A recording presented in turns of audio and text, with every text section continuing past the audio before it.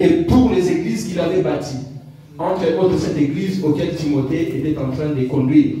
Et l'apôtre Paul dit à son fils, à travers cette lettre, « Je vous exhorte donc, avant toute chose, il dit bien avant toute chose, dis à la personne qui est à côté de toi, avant toute chose, à faire des prières, des supplications, des requêtes, des actions de grâce. » J'aime bien. Timothée parle de combien de choses à faire. Vous allez voir, il dit, je vous exhorte, avant toute chose, à faire des prières. Premièrement, des prières. Comme nous avons dit l'autre fois, quand quelqu'un prie, bien aimé, il est en communion et en communication avec Dieu. Quand tu pries, tu parles avec Dieu et Dieu t'écoute.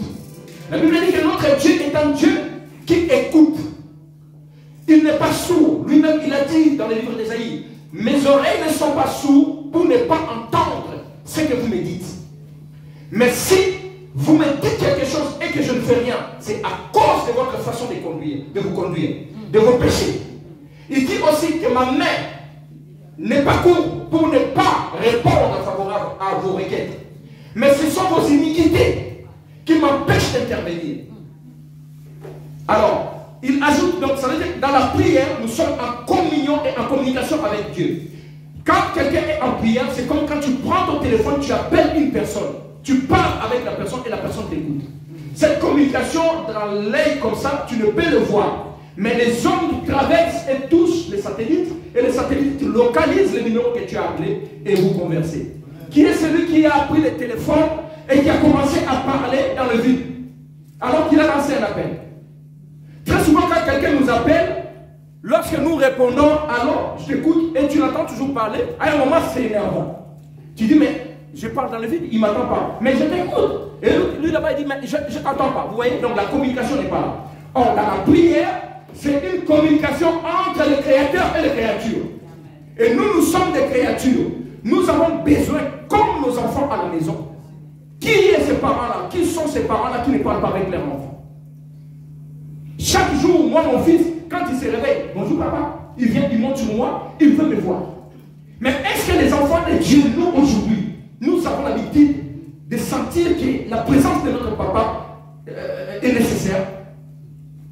Et si vous ne le voyez pas, puisqu'on ne peut pas le voir comme ça physiquement, donc le seul moyen de communiquer avec notre Père, c'est dans la prière. C'est pour cela l'apôtre Paul encourage Timothée à faire premièrement, avant toute chose. Bien aimé, je ne sais pas ce que tu fais le matin, mais peu importe, avant toute chose, même avant tes projets, même avant de monter je ne sais quoi, tout ce que tu veux faire, l'apôtre Paul dit avant toute chose. Donc je crois même qu'avant de te réveiller, pour aller même faire tes petits besoins, tu as besoin de prier.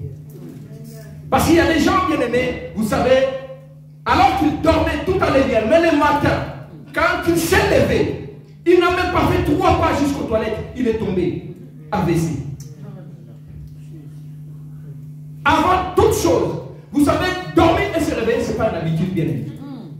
C'est une grâce que Dieu nous fait. Beaucoup sont partis alors qu'ils dormaient. On les attendait, mais ils ne se sont pas réveillés. Avant toute chose, quand tu dors, surtout il a dit que tu passes la nuit, tu dors et d'un coup comme ça tu te réveilles, tu ne sais même pas de minuit jusqu'à 5 heures ce qui s'est passé. Tu n'as même pas réveillé. Tu ne te demandes pas qu'est-ce qui s'est passé. En réalité, tu étais en stand-by et Dieu a pensé à toi. La Bible dit que la bonté de l'Éternel se renouvelle chaque matin. Avant toute chose, on nous recommande de prier, c'est-à-dire de nous communiquer, de rentrer en communion avec Dieu pour pardonner tout ce que nous avons fait avant même de le faire. Ça, c'est ce que premièrement nous devons faire. Et la deuxième des choses, c'était des supplications. Nous ne reviendrons pas là-dessus parce qu'on en a parlé l'autre fois. J'avais dit qu'Anne avait fait 3 sortes de prières dimanche dernier. Alors qu'Anne, la femme d'Elkana, allait dans les temples, très souvent quand elle priait, elle rentrait près de lui. Et elle était mortifiée, la Bible dit, par Pélina qui était sa rivale. Parce qu'Anne n'avait pas d'enfant. Mais un jour, alors qu'Anne était entrée à une prière de profondeur, elle a fait ce que nous avons dit autrefois, 3 dimension des prières, la Bible dit que Dieu exauce Anne. Et si nous regardons les prêches qu'Anne avait fait, c'était Paul dit à Timothée. Premièrement, ce jour-là, la Bible dit qu'après avoir soupé, Anne est partie devant la chair aujourd'hui, mais l'autre fois c'était devant l'autel. Et là, Anne pleura comme elle n'avait jamais pleuré. C'est pour cela quand on nous dit aujourd'hui des supplications après la prière, c'est-à-dire une fois que tu es connecté avec Dieu, ne reste pas seulement connecté, parce que tel que nous sommes là, nous sommes connectés, il est là. La Bible dit qu'il est dans l'assemblée lorsque nous sommes ensemble. Là où il y a 2 ou 3 qui se réunissent à son nom, il est là. Là, nous sommes connectés. Mais vous allez voir que nous sommes connectés, et pourtant, il y en a qui n'ont pas parlé avec la personne auquel ils sont connectés. La Bible dit ceci, après avoir connecté avec Dieu dans la prière, parce que la prière c'est une communion et une communication avec Dieu, nous devons aller dans des supplications. Nous avons expliqué ça aussi l'autre fois. Nous avons dit que les supplications, ce sont des prières qui sont bien formulées. Ça veut dire que tu expliques bien ta demande. Il y a même des endroits où, lorsque les gens prient, il y a des hommes de Dieu qui demandent à ce que vous écrivez votre problème sur une feuille. Et que vous le ramenez auprès de la chef, vous le déposez là pour que nous prions pour. Ça, c'est des prières de supplication. C'est des supplications. Ça veut dire que tu supplies Dieu, tu plaires tellement pour obtenir une grâce de la part de Dieu. Lorsque quelqu'un fait les prières de supplication, il est en train d'invoquer Dieu avec un sens pour que Dieu lui fasse grâce. La supplication vient du mot supplier. Je t'en prie, oh Dieu, fais-moi grâce, je n'arrive plus. Ça, c'est des supplications. Troisième des choses, des requêtes. Des requêtes, ce sont des demandes formulées. Ça, c'est surtout quand tu as besoin. Et c'est ce qu'a fait Anne. Non seulement elle supplie Dieu en priant, mais elle a fait des requêtes dans la supplication. Ça veut dire quoi? Elle a demandé à Dieu, donne-moi un fils. Ça, c'est des requêtes. Bien formulées. Il faut savoir ce que tu veux avant de lui demander à Dieu. C'est pour cela. Après les requêtes, des actions de grâce. Nous l'avons aussi dit. L'action de grâce, moi j'aime bien que les choses soient claires. Je ne veux pas mentir au peuple de Dieu. L'action de grâce n'est pas seulement le fait de venir avec l'argent et le déposer dans les paniers. Premièrement, l'action de grâce, elle est spirituelle avant d'être physique. C'est la reconnaissance envers Dieu pour les bienfaits de Dieu dans ta vie. C'est pour cela que Anne, elle avait dit d'abord, si tu me donnes un fils, je le donnerai. Elle n'avait pas encore. Mais c'était une façon déjà de remercier Dieu, sachant que Dieu était capable de la donner un enfant. Et l'action de grâce devient matérielle pour tout simplement exprimer la chose reçue physiquement. Par exemple, si Dieu me donne un travail, bien sûr que je viendrai ici pour témoigner. Les témoignages, ce sont des actions de grâce. Mais hormis ce témoignage, je ramène aussi un bienfait pour faire avancer l'œuvre de Dieu. C'est dans ce sens-là que l'action de grâce devient matérielle. Et il y en a qui ont fait des actions de grâce, des voitures, des avions, des maisons. Ce n'est pas mauvais. Mais avant toute chose, tu ne peux pas faire l'action de grâce si tu n'as pas encore remercié Dieu spirituellement ou verbalement. Donc quand tu ramènes quelque chose, c'est parce que tu es conscient que je veux remercier Dieu. C'est pour cela que je fais ça. Bien aimé, si nous rentrons dans ces genres de prières, ta façon de vivre va changer. Et Dieu va répondre. La Bible dit que Dieu est derrière tout ce qu'il invoque. Très souvent nous prions, mais nous prions va que vaille. Nous ne savons peut-être pas ce que nous disons. Mais si nous allons dans les procédés, ce n'est pas pour rien que l'apôtre Paul dit à Timothée, selon l'ordre, je vous exhorte donc, avant toute chose, il explique ça chronologiquement. Dans la prière, supplication, requête et action de grâce. Ça, c'est ce que je voulais dire. Pourquoi est-ce qu'il dit ça?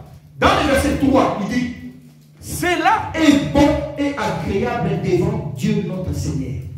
Bien aimé, il y a des prières qui ne sont pas agréables à Dieu. Tu vas voir la sœur Hélène, elle veut battre les gens. Il y a quelqu'un qui parle là. Mais en réalité, il n'y a rien. Ça, ce sont des intimidations pour rien. Tu vas voir, le frère est là. Quand il prie tout seul, il prie à l'Iran. Mais quand tu vois les gens, oh Seigneur. Ça, ce sont des intimidations pour rien. Et ce genre de prière, c'est ce que Dieu n'aime pas. Et voir même des hommes de Dieu, des pasteurs aujourd'hui. Quand tu parles avec les gens là-bas, derrière la chair, il est normal. Mais quand tu viens ici, vous savez, l'occurrence de Dieu, il n'a même pas de problème dans la main, il commence à trembler. Des intimidations pour rien. Ça, ils intimident les gens à l'église. Mais Dieu ne les regarde même pas. La Bible dit ceci, que ces gens de personnes, Jésus les appelle des tombeaux blanchis. Amen, amen, amen. C'est ça. Les genres de prières que Dieu veut faire, que nous allons faire, ce sont des prières de cœur. Amen. Quand tu viens devant Dieu, il ne faut pas regarder la personne qui a côté de toi. Amen. Parce qu'un jour, Jésus était avec des gens dans les temples et il observait. La Bible dit qu'il y avait deux hommes qui étaient en train de prier. Un homme priait, Seigneur, j'ai péché, je fais du mal, je viens auprès de toi. Ça, c'est l'explication. Il regrette amèrement ce qu'il a fait. Parce qu'il avait entendu certainement la parole de Dieu. Mais après avoir prié comme ça, alors que lui, il faisait des requêtes et des supplications pour que Dieu lui pardonne ses péchés. Il y avait un homme de l'autre côté aussi. Lui, quand il priait, c'est ce que je viens de dire. Ne regardez pas la personne qui a vu. Parce que cet homme-là regardé l'autre. Et il a osé dire ceci dans sa prière. Père, moi je ne suis pas comme lui. Je jeûne 3 fois par jour. Je donne les aumônes. Je fais du bien aux pauvres. Il se la raconte de ses bienfaits auprès de Dieu. Or, si nous sommes sauvés, bien, ce n'est pas à cause de tout ce que nous faisons à l'église. C'est à cause de la grâce. Amen, amen, amen. Et cet homme-là, de l'autre côté qui priait, avait compris cela. Qui dit qu'il n'avait pas fait peut-être plus que l'autre. Mais lui, il pleurait par rapport à son état intérieur. Il dit, j'ai péché, j'ai fait du mal. C'est ce que le Seigneur veut. Des requêtes, des prières d'action de grâce. Ça veut dire supplier Dieu. Nous sommes tous pécheurs. Aujourd'hui, nous allons encore monter devant la présence de Dieu. Je veux que chacun de nous puisse avoir cet aspect-là en lui. C'est-à-dire, même moi, écoute seulement ma voix, je n'existe pas. Puisque moi aussi, avec vous, je vais aller là-bas pour mon ministère aussi.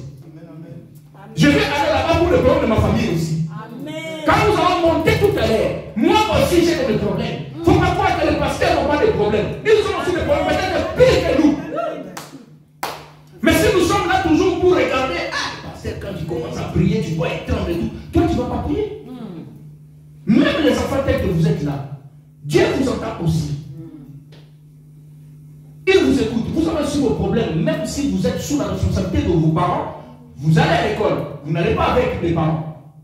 Ça veut dire quoi? Des fois, à l'école, tu as des soucis de comprendre peut-être le prof d'anglais ou de mathématiques. Ça, c'est un besoin que tu as. Puisque quand tu vas invoquer aujourd'hui ton Dieu, je crois que Dieu va télécharger les données qu'il avait données à chacun de chacun avec les cours. Et vous allez distinguer dans le cours royal. Au nom de Jésus-Christ. Ça, vous devez savoir ça. C'est pour ça, avant que nous puissions monter dans la prière, je voulais vraiment à ce que chacun de nous sache ce qu'il va faire. Pourquoi? Parce que, pour finir, si nous allons dans Jean chapitre 3, verset 16, je crois, la Bible a dit que Dieu a tant aimé le monde qu'il a donné son Fils, afin que quiconque croit en lui ne périsse point.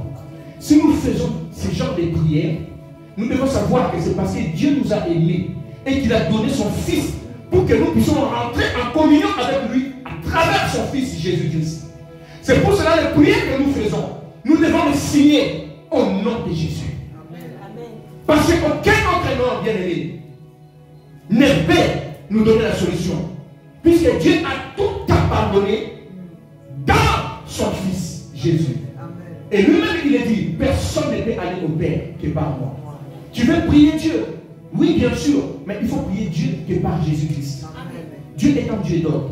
D'ailleurs, jusqu'aujourd'hui, Jésus est assis à la droite de Dieu, non pas parce que Dieu a un corps, mais quand on dit la droite de Dieu, en fait, l'autorité de Dieu. C'est de ça qu'on parle spirituellement. Et Jésus est là, tout simplement, la Bible dit, intercédant encore pour nous, en rôle d'avocat. Donc, profite de cette occasion, à cette période qui nous reste, de la grâce pour pouvoir prier notre Dieu. Amen. Tout ça pourquoi? Parce que tout simplement, Jésus est mort pour nous. Vous allez le lire à la maison, si vous prenez Ésaïe 53, vous allez voir que si nous avons cet accès-là pour prier Dieu, et que nous sommes sûrs que Dieu nous écoute, parce que Jésus a fait un travail beau. La Bible dit qu'il s'est sacrifié. Dans Ésaïe 53, on dit ceci: méprisé et abandonné. Le verset 3. Des hommes. Jésus a été méprisé. Vous savez, le mépris, c'est quoi? C'est voir quelqu'un comme un rien. Donc, je n'ai même pas envie d'entendre parler de lui. C'est ça le mépris. Donc, on disait du mal de lui. On faisait toutes sortes de choses mauvaises pour lui, à son égard. Pourquoi? Pour que toi, tu ne puisses plus vivre ces choses. Ou si tu vis ces choses, au nom de Jésus-Christ, que ces choses se changent en bien. La Bible dit: homme de douleur est habitué à la souffrance, semblable à celui dont on détourne le visage. Vous savez, si vous sortez, si vous voyez un clochard qui vient vers vous, vous ne voulez même pas les regarder, n'est-ce pas? Jésus était devenu comme ça. C'est-à-dire les gens ne voulaient même pas les regarder. Mais en tout cas, cet homme, il est maudit. Et d'ailleurs, pour mourir sur la croix, c'était parce que l'homme était maudit. La mort de la croix, c'est la mort de honte pour ta famille. Si dans votre famille, quelqu'un est mort sur la croix à l'époque de Jésus, bien aimé, même ceux qui avaient proposé le mariage doivent fuir. Parce que c'était une malédiction qu'un homme meurt sur la croix. Puisque la Bible dit: maudit soit celui qui est pendu sur le bois. Donc quand Jésus est mort sur le bois, on l'a traité de maudit. Mais il a été maudit pour que la malédiction quitte ta vie. Amen, amen, amen. Il a reçu des souffrances atroces, des douleurs, pour que cette atroce-là que tu as, le problème de rhumatisme, je ne sais pas quoi, tout le monde puisse quitter ta vie. Et enfin que tu puisses vivre. C'est ça ce que nous voulons faire aujourd'hui. Donc nous voulons aller en âme et conscience devant Dieu. Moi je ne sais pas ton problème. J'ai dit tout simplement que je vais faire les guides. Moi je prie comme ça à la maison et j'aimerais bien vous faire bénéficier de ça aussi. Pour que Dieu puisse entendre ce que vous avez. Des fois à la maison, nous n'avons pas le temps de prier, bien-aimés. Détrompons-nous. Il y a des fois dans la semaine, des gens qui ne prient pas. Parce qu'ils n'ont pas le temps. Ils sont fatigués. Et le diable, il t'a servi des trucs. Tu n'as pas le temps de prier. Aujourd'hui, profite de cette occasion pour prier, pour parler à Dieu. Et je crois que la prière ensemble ferait que Dieu va raisonner et va faire quelque chose de bien. La Bible a dit qu'il est doux et agréable que les frères demeurent ensemble. Vous voyez? Car c'est là où l'Éternel a toutes sortes de bénédictions. Il y a des gens qui ont des problèmes ici, la maladie ou quoi que ce soit. Alors ce que nous allons faire aujourd'hui, nous allons prier dans une ou 2 minutes. Mais quand nous allons prier, nous allons monter petit à petit crescendo. Arrivé à un moment, vous allez commencer à sentir que la chaleur commence à revenir. Bien aimé, entrez encore profond. Aujourd'hui, il ne faut pas rester vers les livres. Il faut avancer encore dans l'eau profonde de la prière. Parce que dans le monde spirituel, bien aimé, que nous ne voyons pas, il se passe des choses. Le monde spirituel, il n'y a pas la notion d'heure. 13 heures dans le monde spirituel, ça n'existe pas. C'est l'éternité. Le diable, il n'y a pas que Dieu qui ne dort ni ne sommeille. Même les diables et les démons. Ils ne dorment ni ne sommeillent. Il ne faut pas croire que c'est mal parce que c'est quand on dort que le diable vient pour nous embouter. Même là, alors que Dieu, comme ça, il veut t'embouter, il prépare des choses pour toi. Alors, regarde, tu es arrivé jusqu'à presque fin de l'année. Mais il y a beaucoup, je vous dis, ils ne vont pas arriver le 15 décembre. Les diables aussi anticipent bien. Il ne faut pas attendre, commencer à veiller ou à gêner vers les 15, les 16. Là, sois prudent. La Bible dit prier à chaque instant. Bien aimé, aujourd'hui, ce que nous allons faire, en fait, en général, c'est quoi? Ce sont des prières préventives. Ça veut dire que nous allons prévoir les lois. Ce que le diable a prévu. Aujourd'hui, nous allons aller les déraciner. Nous allons aller le bouger. Et nous allons aller annuler tous ces projets. Et après, nous rentrerons dans l'avenir. Et nous allons prendre notre avenir en main. De manière à ce que quand nous allons parcourir, que les choses soient claires. Il ne faut pas qu'il y ait des surprises vers le 25 décembre. Qu'elle a fait ci ou qu'elle a fait ça. Nous allons prendre les choses en main. Et là, nous sommes debout pour que nous commencions notre prière. Alléluia. Notre Dieu est